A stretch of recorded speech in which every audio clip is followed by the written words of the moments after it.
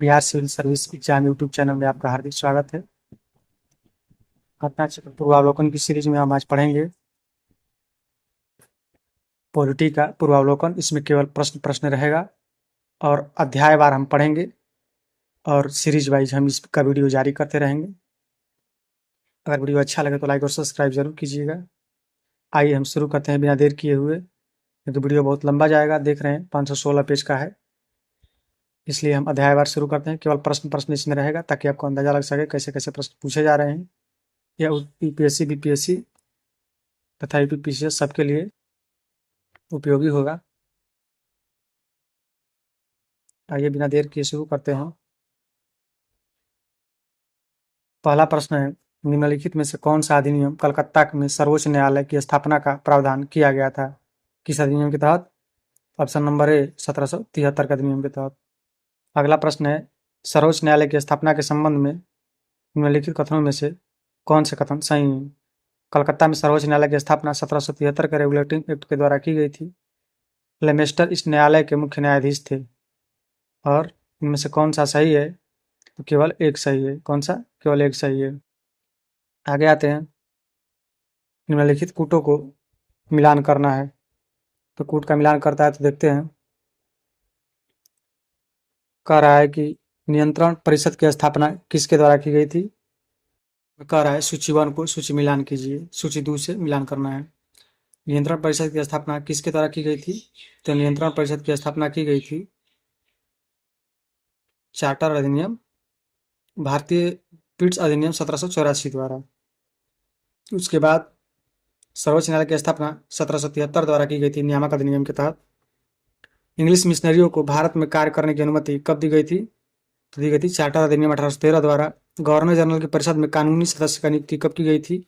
तो चार्टर अधिनियम 1833 द्वारा। यह हमेशा पूछा जाता है, ध्यान रखिएगा। गवर्नर जनरल की परिषद में कानूनी सदस्य की नियुक्ति चार्टर अधिनियम 1833 द्वारा दी गई थी। निम्न में से कौन सा अंग्रेजी शिक्षा की नींव पड़ी थी किस द्वारा? तो पड़ी थी तीनों द्वारा। 1813 के चार्टर एक्ट द्वारा, general committee on public instruction 1823 द्वारा, प्राच्यविद एवं आंग्लविद विवाद के द्वारा भी नींव पड़ी थी। आगे देखते हैं, किस अधिनियम द्वारा ब्रिटिश संसद ने चाय और चीन के साथ व्यापार को छोड़कर ईस्ट इंडिया कंपनी को भारत के साथ व्यापारिक अधिकार को समाप्त कर दिया था? 1813 ईस्वी के अधिनियम के तहत। ब्रिटिश संसद ने किस अधिनियम के तहत भारत को व्यापार पर ईस्ट इंडिया कंपनी का एक अधिकार समाप्त कर दिया था? तो 1813 के रेगुलेटिंग एक्ट के तहत। 1813 का रेगुलेटिंग एक्ट के संबंध में कौन सा कथन इनमें से सही है? विचार करना है। इसने भारत में ईस्ट इंडिया कंपनी के व्यापारिक अधिकार को चाय के व्यापार तथा चीन के साथ व्यापार को छोड़कर समाप्त कर दिया था। बिल्कुल सही है। इसने कंपनी द्वारा अधिकार में लिए गए भारतीय राज्य क्षेत्र पर ब्रिटिश राज्य की संप्रभुता को सुदृढ़ किया। यह भी बिल्कुल सही है। भारत का राजस्व अब ब्रिटिश संसद के नियंत्रण में आ गया। ये अभी सही नहीं है, आगे चलकर होता है। ठीक है, तो दो ऑप्शन सही है ऊपर के। किस अधिनियम ने भारतीय वासियों को अपने देश में प्रशासन में कुछ हिस्सा लेने का संभव बनाया? तो 1833 के चार्टर एक्ट द्वारा संभव बनाया था। अब आते हैं ब्रिटिश ताज के शासनाधीन पारित अधिनियम। उस समय कौन कौन से अधिनियम पारित हुए थे? आइए क्वेश्चन देखते हैं सीधे। भारतीय परिषद अधिनियम 1861 के संबंध में कौन से कथन सही है? ठीक है, तो इस अधिनियम के फलस्वरूप गवर्नर जनरल की कार्यपालिका परिषद में कुल सदस्यों की संख्या 7 हो गई थी। तो बिल्कुल सही नहीं है। विधि निर्माण के लिए अतिरिक्त सदस्यों की संख्या कम से कम 6 और अधिक से अधिक 12 कर दी गई थी। बिल्कुल सही है। प्रांतीय और केंद्रीय विषयों में किसी तरह का भेदभाव नहीं रखा गया था। तो भी बिल्कुल सही है। एक बार देख लेते हैं, 8 कर दी गई थी लिखा था तो नहीं। भारतीय परिषद अधिनियम 1861 द्वारा भारत के गवर्नर जनरल की कार्यकारी परिषद में पोर्टफोलियो प्रणाली के पर कार्य करने के लिए कैबिनेट में बदल दिया गया था। ठीक है, इसमें 5 सदस्य शामिल थे, 8 नहीं। आगे देखते हैं, भारतीय परिषद अधिनियम 1892 के संबंध में कौन सा कथन सही है? तो कौन सा कथन सही है? तो इसका आंसर तो अभी नहीं दिया, नीचे देखते हैं। इसमें 20 जून 1892 को लागू किया गया था। इसमें कुल 24 सदस्य गैर सरकारी सदस्यों की संख्या 5 थी। सदस्यों को पूरक प्रश्न पूछने का अधिकार दिया गया था। इसमें उत्तर होगा भारतीय परिषद अधिनियम 1892 को ब्रिटिश संसद द्वारा पारित होने के बाद 20 जून 1892 को शाही स्वीकृति द्वारा प्राप्ति हुई थी। 3 फरवरी 1893 को लागू किया गया था। ठीक है, कथन 1 सही नहीं है। आगे देखते हैं, निम्नलिखित से किस अधिनियम के अंतर्गत भारतीय विधान परिषद को बजट पर बहस करने की शक्ति प्राप्त हुई थी?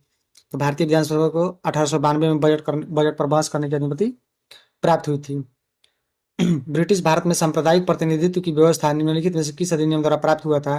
तो 1892 के अधिनियम द्वारा नहीं, 1909 के अधिनियम द्वारा सांप्रदायिक प्रतिनिधित्व का अधिकार प्राप्त हुआ था। 1909 का अधिनियम किससे संबंधित था? तो पृथक मताधिकार क्षेत्र से संबंधित था। ठीक है। 1919 के भारत शासन अधिनियम के निम्नलिखित में से कौन सी प्रमुख विशेषताएं हैं? तो इनमें से विशेषताएं हैं, प्रांतों की कार्यकारी सरकार में द्वैत शासन की व्यवस्था की गई थी और केंद्र द्वारा प्रांतों की विधायनी शक्ति का हस्तांतरण किया गया था। 2 क्वेश्चन ऑप्शन सही है। भारतीय इतिहास के संबंध में द्वैत शासन सिद्धांत किससे निर्दिष्ट करता है? तो प्रांतों में प्रत्यायोजित विषयों के 2 प्रवर्गों में विभाजन। भारत सरकार अधिनियम 1919 में प्रांतीय सरकार के कार्य आरक्षित और अंतरित विषयों के अंतर्गत बांटे गए हैं। निम्नलिखित में से कौन सा आरक्षित विषय माने गए? तो न्याय प्रशासन, स्थानीय स्वशासन, भू राजस्व और पुलिस है। तो इसमें ऑप्शन होगा आपका 1, 3 और 4। इसमें 2 ऑप्शन नहीं है, स्थानीय स्वशासन नहीं दिया गया था उसमें आरक्षित क्षेत्र में। आगे देखते हैं, किस अधिनियम में प्रांतों में द्वैत शासन प्रणाली लागू की गई थी? तो प्रांत में 1919 के अधिनियम द्वारा लागू की गई थी। भारतीय विधानपालिका का प्रथम बार द्विसदनीय बनाई गई थी कब? 1919 के भारत सरकार अधिनियम द्वारा द्विसदनीय बनाई गई थी। केंद्र का कौन सा एक्ट द्विसदनीय विधायिका लाया था? तो 1919 के एक्ट द्वारा लाया गया था। अब आते हैं 1901 के मैंडेटरी सुधारों में 21 वर्ष से अधिक आयु के सभी महिलाओं के लिए मताधिकार की संतुष्टि दी गई थी। 1935 के गवर्नमेंट ऑफ इंडिया एक्ट के विधानमंडल में महिलाओं के लिए आरक्षित स्थानों का प्रावधान किया गया था। केवल कथन 2 सही है। भारतीय सिविल सेवा के संदर्भ में निम्नलिखित कथनों पर विचार कीजिए। भारत सरकार अधिनियम 1919 के भारतीय सिविल सेवा के लिए एक अलग परीक्षा का प्रावधान किया गया था जो भारत में होनी थी। ये क्वेश्चन सही है। ऑप्शन, भारतीय सिविल सेवा में 1941 में भारतीय का प्रतिशत यूरोपियों से अधिक था। यह भी बिल्कुल सही है। आगे देखते हैं, किस अधिनियम द्वारा 120 सदस्यों वाले चैम्बर ऑफ प्रिंसेस की व्यवस्था की गई थी? तो 1919 के अधिनियम द्वारा। केंद्रीय विधानसभा के निम्नलिखित में से निर्वाचन भारत सरकार अधिनियम 1919 के तहत हुआ था। कौन सा निर्वाचन? 1926 का और 1945 का हुआ था। ठीक है। भारत शासन अधिनियम 1919 के अंतर्गत भारतीय विधायिका का अंतिम निर्वाचन किस वर्ष आयोजित हुआ था? तो 1945 में। किस अधिनियम द्वारा भारत में संघीय न्यायालय की स्थापना की गई थी? तो उपर्युक्त में से कोई नहीं आंसर दिया गया। तो संघीय न्यायालय की स्थापना किसके द्वारा की गई थी? तो 1937 ईस्वी को हुई थी। 1935 के अधिनियम के अंतर्गत हुआ था। ठीक है। प्रथम मुख्य न्यायाधीश मैरिस गेवेयर को नियुक्त किया गया था। भारतीय संघीय न्यायपालिका की स्थापना किस वर्ष स्थापित की गई थी? 1937 में। केंद्र में द्वैत शासन किस अधिनियम के अंतर्गत शासन किया गया था? तो 1935 के अधिनियम द्वारा। आगे चलते हैं, किस अधिनियम द्वारा केंद्र में द्वैत शासन प्रणाली को स्थापित किया गया था? तो भारत शासन अधिनियम 1935 द्वारा। राष्ट्रपति के अध्यादेश निर्गत करने की शक्ति पारित हुई थी। तो 1935 के अधिनियम द्वारा राष्ट्रपति अध्यादेश जारी कर सकता था। किस अधिनियम द्वारा संवैधानिक निरंकुशता का सिद्धांत प्रवृत्त किया गया था? तो 1935 के अधिनियम द्वारा संवैधानिक निरंकुशता का प्रावधान प्रवृत्त किया गया था। भारत के संविधान में केंद्र और राज्यों के बीच किया गया शक्तियों का विभाजन इनमें से किस उल्लिखित योजना पर आधारित है? भारत सरकार अधिनियम 1935 द्वारा है। आगे देखते हैं, निम्नलिखित में से भारत सरकार अधिनियम 1935 के प्रमुख विशेषताएं में से नहीं थी। कौन सी नहीं थी? तो अवशिष्ट विषय प्रांतीय विधायिकाओं को आवंटित किए गए नहीं, बल्कि एक केंद्र में वो भी गवर्नर जनरल को आवंटित किए गए थे। निम्नलिखित में से किसने ब्रिटिश शासन भारत में प्रांतीय स्वायत्ता शुरू की थी? तो प्रांतीय स्वायत्ता 1935 के अधिनियम द्वारा लाया गया था। एक संघीय व्यवस्था और केंद्र में द्वैत शासन भारत में लागू किया गया था 1935 के अधिनियम द्वारा। अखिल भारतीय महासंघ स्थापित करने का प्रावधान शामिल किया गया था। तो भारत सरकार अधिनियम 1935 के द्वारा। निम्नलिखित में से किस अधिनियम ने भारत में संघीय शासन की व्यवस्था दी थी? संघीय शासन की व्यवस्था 1935 के अधिनियम द्वारा दी गई थी। 1935 के अधिनियम द्वारा स्थापित संघ में अवशेष शक्तियां किसको दी गई थी? तो गवर्नर जनरल को दी गई थी। पहले ही बता दिए आपको। भारत सरकार अधिनियम 1935 के संदर्भ में निम्नलिखित कथनों पर विचार कीजिए। इसमें ब्रिटिश भारतीय प्रांतों और देशी रियासतों को मिलाकर एक अखिल भारतीय परिसंघ की स्थापना का प्रावधान किया गया था। ठीक है। रक्षा और विदेश संबंधी मामलों में परिसंघीय विधानमंडल के नियंत्रण के अधीन रखा गया नहीं। रक्षा और विदेश मामले रखे गए थे गवर्नर जनरल के अधीन। ठीक है। आगे देखते हैं, भारत शासन अधिनियम 1935 के तहत प्रस्तावित संघीय प्रणाली कैसी थी? तो भारतीय संघ, फेडरेशन ऑफ इंडिया थी। निम्नलिखित में से कौन भारत सरकार अधिनियम 1935 के तहत विशेषता नहीं थी? विशेषता 1935 अधिनियम का मूल्यांकन नहीं किया गया था। ठीक है। क्योंकि 1935 आया ही तो 1935 का मूल्यांकन करेगा कैसे? ठीक है। ऐसा नहीं था। निम्नलिखित में से कौन सा भारत शासन अधिनियम 1935 में से स्वीकृत हुआ महत्वपूर्ण और अस्थायी अवयव नहीं है। तो इनमें से देश के लिए लिखित संविधान का व्यवस्था नहीं किया गया था 1935 के अधिनियम के तहत, बाकी सब सही था। 1935 के गवर्नमेंट ऑफ इंडिया एक्ट क्यों महत्वपूर्ण था? क्योंकि यह भारतीय संविधान का प्रमुख स्रोत है। ठीक है, प्रमुख प्रावधान यही चलिएगा। निम्नलिखित में से किस अधिनियम ने बिहार के एक सदनीय विधानमंडल को द्विसदनीय में बदल दिया और बिहार विधान सभा और बिहार विधान परिषद बनाया गया था? तो 1935 के अधिनियम द्वारा बनाया गया था बिहार में द्विसदनीय विधानमंडल।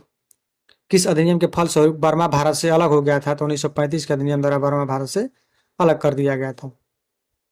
अब संविधान सभा एवं संविधान निर्माण की प्रक्रिया है, आइए इसका हम देखते हैं क्वेश्चन। पहला प्रश्न है कि भारत के लिए संविधान की रचना हेतु संविधान सभा का विचार सर्वप्रथम किसने प्रस्तुत किया था? तो स्वराज पार्टी ने 1934 ईस्वी में प्रस्तुत किया था। स्वतंत्रता के पूर्व के दिनों में प्रारंभ किसने संविधान निर्मात्री सभा का विचार प्रस्तुत किया था? तो एम.एन. रॉय ने प्रस्तुत किया था। कब? 1934 में। ठीक है, आगे आते हैं। किसने कहा था संविधान सभा अकेले ही देश के लिए एक स्वदेशी संविधान का निर्माण कर सकती है तथा सही मायने में पूरी तरह से लोगों की इच्छा का प्रतिनिधित्व करती है? तो महात्मा गांधी ने कहा था। एक निर्वाचित संविधान सभा द्वारा भारत के संविधान का निर्माण करने का प्रस्ताव किया गया था, तो किया गया था क्रिप्स मिशन द्वारा किया गया था संविधान सभा के लिए। क्रिप्स मिशन के प्रस्ताव के संदर्भ पर विचार कीजिए। अब कौन सा कथन सही है ये भी छूटना है, पहले यहाँ पढ़ना है फिर यहाँ पढ़ना है, अगर पूछता है ऐसा ऑप्शन वाला तो, ताकि ये ना भ्रम रह जाए सही नहीं है कि सही है पूछा जा रहा है। ठीक है, आइए ऑप्शन देखते हैं। संविधान सभा में प्रांतीय विधान सभाओं के साथ भारतीय रियासतों द्वारा नामित सदस्य होंगे। नया संविधान स्वीकार करने के लिए जो भी प्रांत तैयार नहीं होगा उसे अधिकार होगा कि अपनी भावी स्थिति के बारे में ब्रिटेन के साथ अलग संधि हस्ताक्षर कर सकता है। तो केवल 2 सही है, ऊपर वाला 1 सही नहीं है। आगे देखते हैं। इन व्यक्तियों में कौन से कैबिनेट मिशन के सदस्य नहीं थे? कैबिनेट मिशन के सदस्य नहीं थे विलियम वुड। तो 3 सदस्य थे कैबिनेट मिशन के, पैथिक लॉरेंस, स्ट्रैटफोर्ड क्रिप्स और एबी अलेक्जेंडर। एक बार देख लेते हैं। कैबिनेट मिशन 1946 में भारत पहुंचा था। इस मिशन के सदस्य स्ट्रैटफोर्ड क्रिप्स अध्यक्ष थे इसके, पैथिक लॉरेंस सचिव थे और एबी अलेक्जेंडर ब्रिटिश नौसेना के मंत्री थे। कैबिनेट मिशन योजना के अंतर्गत संविधान निर्मात्री परिषद में प्रत्येक प्रांत को आवंटित सदस्य संख्या निर्धारित करने के लिए एक प्रतिनिधित्व संख्या जिसके अनुपात में थे 10 लाख व्यक्ति पर एक प्रतिनिधि चुना जाता था। भारतीय संविधान सभा का गठन कब किया गया था? तो कैबिनेट मिशन योजना 1946 के अंतर्गत किया गया था। संविधान सभा का निर्माण किस योजना के तहत किया गया था? तो कैबिनेट मिशन योजना के तहत किया गया था। आगे देखते हैं। 1946 में निर्मित अंतरिम सरकार के कार्यपालिका परिषद के उपसभापति कौन थे? तो जवाहरलाल नेहरू। निम्नलिखित में से कौन अगस्त 1946 में गठित प्रथम अंतरिम राष्ट्रीय सदस्य का नहीं था? तो डॉक्टर राधाकृष्णन, एस राधाकृष्णन। ठीक है, 1946 में बनी अंतरिम सरकार में डॉक्टर राजेंद्र प्रसाद के पास कौन सा विभाग था? तो खाद्य एवं कृषि विभाग था। प्रथम अंतरिम राष्ट्रीय सरकार की घोषणा कब की गई थी? तो 24 अगस्त 1946 को। ध्यान में रखिएगा कब की गई थी? 24 अगस्त 1946 को। अब देखते हैं। कथन है कि बेवेल योजना के अनुसार कार्यकारी परिषद में हिंदू और मुस्लिम सदस्यों की संख्या समान होनी थी। नहीं, बेवेल का विचार था कि ऐसी व्यवस्था को भारत का बंटवारा बच जाता। कथन सही है पर कारण गलत है। अच्छा, अगला क्वेश्चन देखते हैं। निम्नलिखित में से कौन सा कथन संविधान सभा के विषय के सत्य है? वह वयस्क मताधिकार पर आधारित था। नहीं। वह प्रत्यक्ष निर्वाचन का परिणाम थी। बिल्कुल नहीं। वह बहुदलीय निकाय थी। सही है। उसने अनेक समितियों के माध्यम से कार्य किया था। ये भी सही है। 3 और 4 सही है, बाकी 2 का ऊपर वाला सही नहीं है। आगे देखते हैं। भारतीय संविधान सभा के संबंध में निम्नलिखित कथनों पर कौन सा सही है? तो कौन सा सही है? यह वयस्क मताधिकार पर आधारित नहीं थी। बिल्कुल सही है। यह प्रत्यक्ष निर्वाचन का परिणाम थी। बिल्कुल नहीं, परिणाम नहीं थी। यह बहुदलीय संरचना नहीं थी। बहुदलीय थी। यह कई समितियों के माध्यम से कार्यरत थी। बिल्कुल। 1 और 4 सही है। कौन सा कथन गलत है पूछ रहा है? इसका कथन ए वाला गलत है कि इसका निर्वाचन सार्वभौमिक वयस्क मताधिकार के आधार पर किया गया था। ये बार बार क्वेश्चन पूछा जा रहा है, तो अब इस बात को ध्यान रखिएगा कि संविधान सभा का गठन वयस्क मताधिकार के आधार पर नहीं किया गया था। भारतीय संविधान के प्रारूप तैयार करने वाले संविधान सभा के सदस्यों को गवर्नर द्वारा नामित किया गया था। नहीं, विभिन्न प्रांतों की विधानसभाओं द्वारा चुना गया था। विधानसभाओं द्वारा चुना गया था। भारतीय इतिहास के संदर्भ में प्रांतों में संविधान सभा के सदस्य प्रांतीय विधानसभाओं द्वारा निर्वाचित हुए थे, न कि जनता द्वारा। संविधान सभा का चुनाव कैसे हुआ था? तो चुनाव हुआ था प्रांतीय सभाओं द्वारा। डॉक्टर राजेंद्र प्रसाद के कार्य संभालने से पहले संविधान सभा के अस्थायी सभापति कौन थे? तो अस्थायी सभापति थे डॉक्टर सच्चिदानंद सिन्हा। संविधान सभा के चुने हुए अस्थायी सदस्य कौन थे? तो ये अस्थायी सदस्य हैं डॉक्टर राजेंद्र प्रसाद, अस्थायी सदस्य थे सचिदानंद सिन्हा। ठीक है, संविधान सभा की प्रथम बैठक की अध्यक्षता किसने की थी? तो डॉक्टर सचिदानंद सिन्हा ने किया होगा। ठीक है, सचिदानंद सिन्हा ने, क्योंकि अस्थायी सदस्य थे, अध्यक्ष थे। भारतीय संविधान सभा के उद्घाटन अधिवेशन की अध्यक्षता किसने की थी? तो सचिदानंद सिन्हा ने किया था। डॉक्टर राजेंद्र प्रसाद को भारतीय संविधान का सभापति कब चुना गया था? तो दिसंबर 1946 में। भारत की संविधान निर्माती सभा के अध्यक्ष कौन थे? संविधान निर्माती सभा के अध्यक्ष थे डॉक्टर राजेंद्र प्रसाद। स्वतंत्र भारत की संविधान सभा के अध्यक्ष कौन थे? डॉक्टर राजेंद्र प्रसाद। संविधान सभा की पहली बैठक 9 दिसंबर 1946 को दिल्ली में हुई थी। ठीक है, जवाहरलाल नेहरू को संविधान सभा के आमंत्रित नहीं किया गया था, ये बिल्कुल गलत है। तो सी, कथन 1 सही है, लेकिन कथन 2 गलत है। आगे देखते हैं संविधान सभा के संदर्भ में क्या सही है। संविधान सभा की पहली बैठक 9 दिसंबर 1946 को हुई थी, बिल्कुल सही है, गांठ बांध के याद रख लीजिएगा, बार बार पूछा जा रहा है। इसके प्रथम अस्थायी अध्यक्ष डॉक्टर सत्यानंद सिन्हा थे, बिल्कुल नहीं, अस्थायी पूछा जा रहा है, अस्थायी अध्यक्ष था। ठीक है, केवल 1 सही है। और तीसरा, मुस्लिम लीग ने संविधान सभा की प्रथम बैठक का बहिष्कार किया था, 1 और 3 दोनों सही है। ठीक है, बहिष्कार किया था। संविधान सभा सभापति कौन थे? तो ये थे फ्रैंक एंथोनी। एक अक्सर नहीं पूछा जाता है, लेकिन इसको भी ध्यान में रखिएगा, फ्रैंक एंथोनी प्रथम मनोनीत उपसभापति थे। संविधान सभा की स्थापना कब हुई थी? 9 दिसंबर 1946 को, इसी दिन पहली बैठक हुई थी। संविधान सभा की प्रथम बैठक हुई थी 9 दिसंबर 1946 को, ऑप्शन नंबर ए। संविधान सभा का गठन कब हुआ था? गठन हुआ था 1946 में, दिसंबर में, 9 दिसंबर को। भारत के संविधान के प्रथम अधिवेशन कब हुआ था? 9 दिसंबर 1946। 1000 बार पूछा गया, ध्यान में रखिएगा। पहली बैठक फिर पूछ दिया, 9 दिसंबर 1946। जवाहरलाल नेहरू ने भारत के संविधान सभा की किस बैठक में उद्देश्य प्रस्ताव रखा था? किस बैठक में? 5वीं बैठक में रखा था। 13 दिसंबर को जब हुई थी, तो 9 दिसंबर से लगातार चली थी, तो उसी दिन रखा था। नेहरू ने संविधान सभा के उद्देश्य प्रस्ताव कब प्रस्तुत किया? तो 13 दिसंबर 1946 को। यह भी बार बार पूछा जा रहा है, ध्यान में रखिएगा। भारत को एक संविधान देने का प्रस्ताव सभा द्वारा पारित किया गया था, तो 22 जनवरी 1947 को। संविधान सभा के सम्मुख संविधान की प्रस्तावना का प्रस्ताव किसने प्रस्तुत रखा था? डॉक्टर पंडित जवाहरलाल नेहरू ने। संविधान सभा में उद्देश्य प्रस्ताव किस एक द्वारा प्रस्तुत किया गया था? तो प्रस्तुत जवाहरलाल नेहरू द्वारा। भारतीय संविधान के निर्माण संबंधित निम्न कथनों में कौन सा सही है? पंडित जवाहरलाल नेहरू उद्देश्य प्रस्ताव जो संविधान सभा द्वारा स्वीकृत किया गया था, संविधान के निर्माण पर असर था, बिल्कुल था। उद्देशिका बहुत महत्वपूर्ण उद्देश्य की पूर्ति करती है। संविधान को भारत के लोगों ने उद्देशित किया। राज्य के मुखिया को अलग प्रत्यक्ष रूप से निर्वाचित करते थे। 1, 2, 3 सही है, लेकिन चौथा सही नहीं है। आगे देखते हैं क्वेश्चन नंबर। भारतीय संविधान के बनाने हेतु भारतीय संविधान सभा के कुल कितने अधिवेशन हुए थे? कुल 12 अधिवेशन हुए थे, हस्ताक्षर सहित हुए थे 12 अधिवेशन।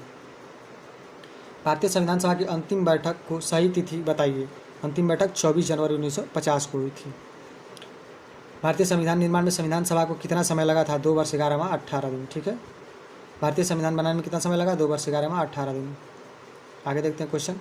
भारतीय संविधान सभा के संबंध में निम्नलिखित कथनों पर विचार कीजिए। संविधान सभा का अंतिम अधिवेशन 24 जनवरी 1950 को हुआ था, बिल्कुल सही है। इस अंतिम अधिवेशन में डॉक्टर राजेंद्र प्रसाद भारत के राष्ट्रपति पद पर विधिवत निर्वाचित किया गया था, तो ये भी सही है। राजेंद्र प्रसाद को 24 जनवरी 1950 को भारत का राष्ट्रपति निर्वाचित किया गया था। अब कथन का मिलान करना है। ठीक है, आइए देखते हैं। तथा संविधान सभा का पहले उपाध्यक्ष थे। उपाध्यक्ष कौन थे? आपको ऊपर ही बताया था, H.C. मुखर्जी थे। प्रारूप समिति के मूलतः एकमात्र कांग्रेसी सदस्य कौन थे? तो ये थे K.M. मुंशी। राजस्थान की रियासतों का प्रतिनिधित्व करने वाले संविधान सभा के सदस्य कौन थे? तो ये थे B.T. कृष्णचारी। संघ संविधान समिति के अध्यक्ष थे डॉक्टर पंडित जवाहरलाल नेहरू थे। डॉक्टर लग रहा है बार बार। संविधान सभा के पहले उपाध्यक्ष H.C. मुंशी। प्रारूप समिति मूलतः एकमात्र कांग्रेस सदस्य K.M. मुंशी थे। राजस्थान रियासतों का प्रतिनिधित्व किया था B.T. कृष्णचारी ने। संघ संविधान समिति के अध्यक्ष थे जवाहरलाल नेहरू। अगले क्वेश्चन पे आते हैं।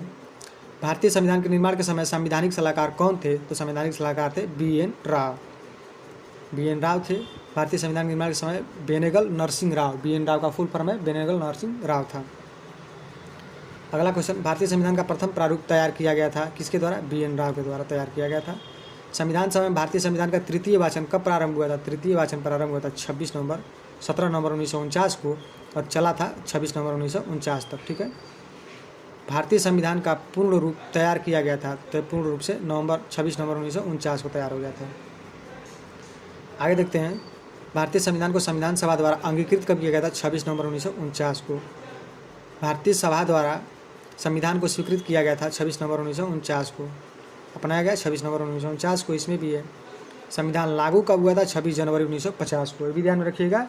कुछ प्रावधान 26 नवंबर को लागू हो गए थे, उसको हम आगे बताएंगे आपको, या फिर एक शॉर्ट्स वीडियो डाला हूँ, उसको ध्यान से देख लीजिएगा। भारतीय संविधान सभा कब लागू हुआ था पूर्ण रूप से, 26 जनवरी 1950 को। भारतीय संविधान लागू हुआ था 26 जनवरी 1950 को। संविधान को 26 जनवरी के दिन लागू करने का इसलिए लिया गया था, क्यों? क्योंकि कांग्रेस ने इसी तिथि 1930 को स्वतंत्रता दिवस के रूप में मनाया था, इसलिए इस दिन का इंतजार किया जाता है, वरना बन तो गया था 26 नवंबर 1949 को ही। ठीक है। भारतीय संविधान दिवस कब मनाया जाता है? 26 नवंबर को मनाया जाता है। ठीक है, हर साल। संविधान दिवस के बारे में निम्नलिखित पहलुओं पर विचार कीजिए। नागरिकों के बीच संवैधानिक मूल्यों को संवर्धित करने के लिए संविधान दिवस प्रतिवर्ष 26 नवंबर को मनाया जाता है। ठीक है। 26 नवंबर 1949 को भारत के संविधान सभा ने भारत के संविधान का प्रारूप तैयार करने के लिए डॉक्टर बी.आर. अम्बेडकर की अध्यक्षता में एक प्रारूप समिति बनाई थी। ये बिल्कुल गलत है, कथन 1 सही, कि तंदु गलत है। ठीक है। 2023 में पूछा गया प्रश्न है, इसको ध्यान से पढ़ना होता है। भारतीय संविधान को अपनाया गया था किसके द्वारा? संविधानिक सभा द्वारा अपनाया गया था। भारतीय संविधान 26 नवंबर 1949 को किसके द्वारा अधिनियमित किया गया था? भारतीय संविधान सभा द्वारा। भारत का संविधान अंगीकृत एवं अधिनियमित हुआ था 26 नवंबर 1949 को। C option. घटनाओं पर विचार कीजिए और कालानुक्रम में सजाना है। ठीक है। तो पहला इसमें आएगा संविधान सभा की पहली बैठक हुई थी। ठीक है, तो जाहिर सी बात है कि होगी। फिर प्रारूप समिति की नियुक्ति की गई थी, प्रारूप समिति की नियुक्ति। फिर उसके बाद भारतीय संविधान के प्रवृत्त होने की तिथि, फिर भारतीय संविधान को अंगीकृत एवं अधिनियमित किया गया था। ठीक है, इस क्रम में, तो ध्यान रखिएगा। आगे चलते हैं। बी.आर. अम्बेडकर संविधान सभा के लिए निर्वाचित हुए थे, कहाँ से? तो बम्बई प्रेसिडेंसी से निर्वाचित हुए संविधान सभा के लिए अम्बेडकर। ठीक है। अम्बेडकर का जन्म एवं मृत्यु वर्ष क्या है? 1891 में जन्म हुआ था, 1956 में इनकी मृत्यु हुई थी। अब आते हैं कौन सा कथन सही है, सुमेलित में विचार करके सही कथन चुनना है। ठीक है। तृतीय गोलमेज सम्मेलन के विचार विमर्श की परिणति भारत सरकार अधिनियम 1935 के पारित होने के रूप में थी। बिल्कुल नहीं। भारत सरकार अधिनियम 1935 ने ब्रिटिश सरकार के सूबों और भारतीय रियासतों को एक संघ आधारित ऑल इंडिया फेडरेशन के गठन का उपबंध किया। ये भी दूसरा क्वेश्चन ऑप्शन सही है। आगे चलते हैं। भारत का संविधान देश की आवश्यकताओं की पूर्ति करता है। बिल्कुल। इसको एक गृहीत संविधान कहा जाता है। ये भी सही होना चाहिए। ए और आर दोनों सही है, लेकिन स्पष्टीकरण नहीं है। ठीक है। संविधान सभा के वयस्क मताधिकार को 15 वर्ष के लिए स्थगित करने की बात की थी। किसने बात की थी? तो ये बात किया था मौलाना अबुल कलाम आज़ाद ने। निम्नलिखित में से किसने सुझाव दिया था कि भारत की स्वतंत्रता के बाद भारतीय राष्ट्रीय कांग्रेस को एक राजनीतिक दल के रूप में भंग कर दिया जाना चाहिए? तो ये महात्मा गांधी ने स्वयं कहा था कि राजनीतिक दल के रूप में नहीं रहना चाहिए, उसको भंग कर देना चाहिए, लेकिन फिर भी रहा। निम्नलिखित में से किसने कहा था एक संविधान एक मिशन की तरह बेजान चीज़ है, इसमें वे लोग जीवन फूकते हैं जो इसका नियंत्रण करते हैं। भारत में बस कुछ ईमानदार लोगों की आवश्यकता है जिनके लिए राष्ट्रहित सर्वोपरि है, डॉक्टर अम्बेडकर ने कहा था। अपनी राष्ट्रवादी प्रतिक्रिया में भारतीय संविधान के निर्माण ने अल्पसंख्यकों के हितों तथा भावनाओं को महत्व करके आंका था। यह कथन किसका है? तो आइवर जोनिंग्स का है। किसने कहा था संविधान सभा कांग्रेस थी और कांग्रेस भारत था? तो आइंस्टीन ने कहा था। भारतीय संविधान सभा में कुल कितनी महिलाएं सदस्य थी? तो 15 महिला सदस्य थी भारतीय संविधान सभा में। भी बार बार पूछा जाता है, ध्यान में रखिएगा। तो अभी यहीं तक रहने देते हैं, बाकी वीडियो अगला चैप्टर रहेगा आपका संविधान सभा की प्रमुख समितियाँ। अभी संविधान का निर्माण एवं ऐतिहासिक परिप्रेक्ष्य क्या रहा वो हमने देखा। धन्यवाद। वीडियो अच्छा लगे तो लाइक और सब्सक्राइब जरूर कीजिए।